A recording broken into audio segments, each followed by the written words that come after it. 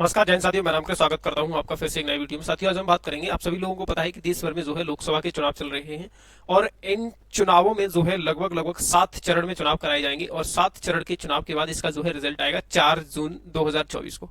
लेकिन 4 जून 2024 के रिजल्ट आने से पहले ही रिसेंटली में 22 अप्रैल को, यानी 2 दिन पहले, सूरत लोकसभा सीट से, देश की सूरत लोकसभा सीट से बीजेपी के एक उम्मीदवार को जो है निर्विरोध विजेता घोषित कर दिया है और बाकायदा उसको जो है इलेक्शन कमीशन ऑफ इंडिया ने उसका विजय होने का सर्टिफिकेट भी प्रोवाइड किया है। ठीक है, तो क्या पूरा मामला है, इस चीज को हम थोड़ा सा समझते हैं। आप लोगों को पता है कि लोकसभा चुनाव 2024 चल रहे हैं और इनमें यहां पर आप लोग देख सकते हैं, ये बीजेपी के सूरत लोकसभा सीट से प्रत्याशी थे और इनको जो है रिटर्निंग ऑफिसर ने बाकायदा सर्टिफिकेट प्रोवाइड किया है कि ये जो है, इनका नाम है मुकेश दलाल। ठीक है, और ये अपनी सीट से जो है इस समय निर्विरोध विजेता घोषित किए गए हैं। क्या है पूरा मामला, इस चीज को हम समझने की कोशिश करेंगे आज के इस वीडियो में। ठीक है, कांग्रेस उम्मीदवार का नामांकन रद्द, तो 8 अन्य ने वापस लिए नाम। सूरत में निर्विरोध जीत से लोकसभा चुनाव में यूं खुला बीजेपी का खाता, यानी चुनाव से पहले ही बीजेपी के एक उम्मीदवार को जो है विजय हासिल हो गई है। ठीक है, अब आगे देखते हैं।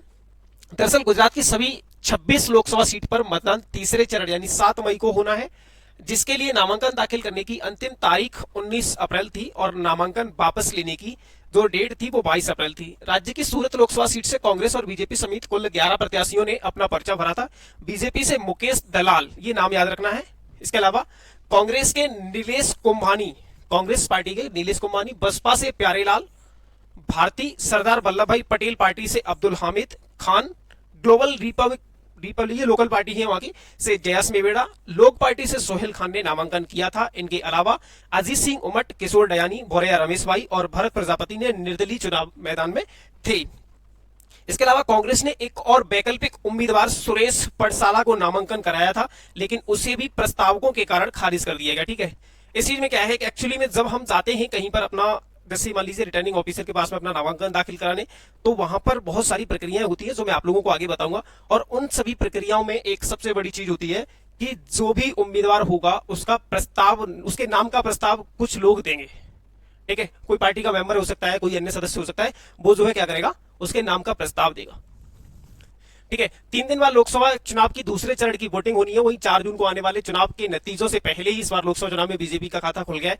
कारण सूरत लोकसभा सीट पर अब चुनाव की जरूरत ही नहीं है।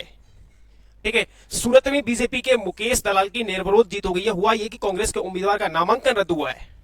ठीक है, जो कांग्रेस के मुख्य उम्मीदवार थे उनका जब वहां नामांकन रद्द हुआ तो जो 8 अन्य उम्मीदवार थे उन्होंने अपना नामांकन जो है वापस ले लिया। उसके बाद ये जो है निर्विरोध विजेता घोषित किए गए। ठीक है, आयोग ने उन्हें जीत का सर्टिफिकेट भी जारी कर दिया। और यह पहली बार है, ये याद रखना है, यह पहली बार है कि लोकसभा चुनाव से बीजेपी का कोई सांसद निर्विरोध चुना गया हो और उधर कांग्रेस ने इसे मैच फिक्सिंग कहा है। ठीक है, इसको लेकर के कांग्रेस जो है सुप्रीम कोर्ट का रुख भी किया है। देखते हैं आगे क्या रिजल्ट रहता है, सुप्रीम कोर्ट का क्या निर्णय रहता है, उसके बाद समझेंगे। अभी हमें यहाँ ये समझना है कि नॉमिनेशन प्रक्रिया क्या है या नामांकन प्रक्रिया क्या है, जिसके बाद जो है कई उम्मीदवारों के नाम रद्द क्यों कर दिए जाते हैं और क्या ये वजह रही कि ये जो है मुकेश दलाल निर्विरोध यहाँ से विजेता घोषित किए गए।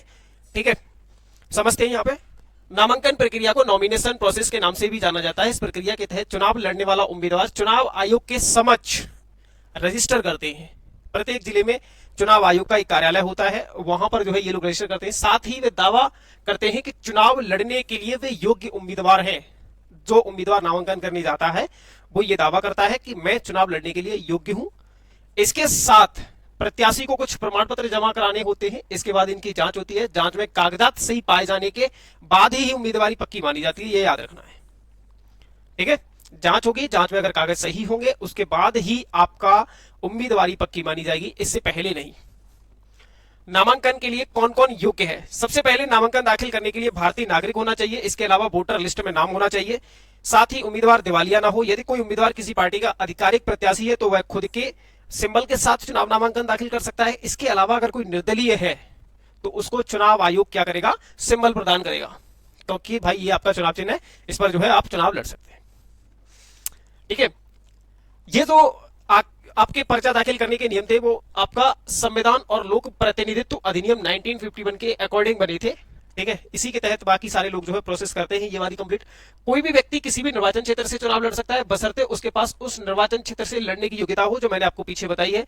उम्मीदवार या उसके प्रस्तावक, ये पॉइंट थोड़ा सा याद रखना है। इसी को लेकर के सूरत में जो है कांग्रेस के उम्मीदवार का, नीलेश धम्मानी का जो है क्या किया गया, आपका नामांकन कैंसिल किया गया, जिसके बाद जो है बीजेपी के प्रत्याशी को निर्विरोध वहां से विजेता घोषित किया गया।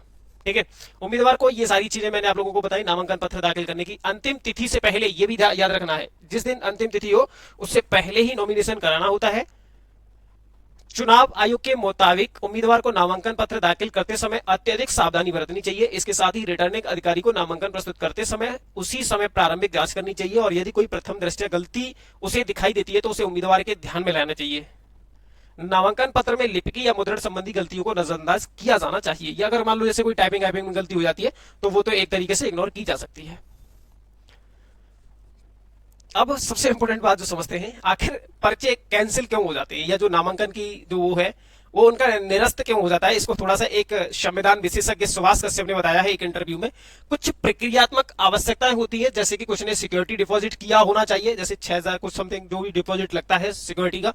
प्रत्याशी के असली हस्ताक्षर होनी चाहिए। इसके बाद ये जो है खुद इंपोर्टेंट है, जो सिग्नेचर होने चाहिए वो प्रत्याशी के खुद के होने चाहिए। प्रस्तावक के हस्ताक्षर भी असली होने चाहिए। मतदाता सूची में उसका नाम होना चाहिए। ये सब बातें होती हैं। जिसके बाद नामांकन पत्र में हस्ताक्षर के महत्व पर सुभाष कश्यप कहते हैं, यदि यह साबित हो जाए कि प्रत्याशी के बदले किसी और ने हस्ताक्षर किए हैं तो नामांकन खारिज हो जाता है या हो जाना चाहिए। ये एक संविधान विशेषज्ञ ने कहा है।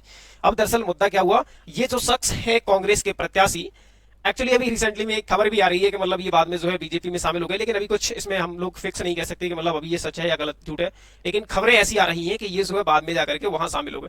अब जब ये जो वहां से इनका नामांकन कैंसिल किया गया, नामांकन कैंसिल करने की सबसे बड़ी वजह रही जो प्रस्तावक था उसने गलत सिग्नेचर कर दिए या उसके सिग्नेचर किसी और ने कर दिए। ये प्रक्रिया थी, जिसके बाद जो है ये वहां से इनका नामांकन कैंसिल किया गया। और जब नामांकन इनका कैंसिल हुआ तो 8 अन्य लोग थे, उन्होंने क्या किया, अपना नाम वापस ले लिया कि भाई अब मुझे जो है चुनाव नहीं लड़ना। अब इसमें आप लोग खुद चीजें समझ सकते हो कि क्या प्रोसेस रही होगी।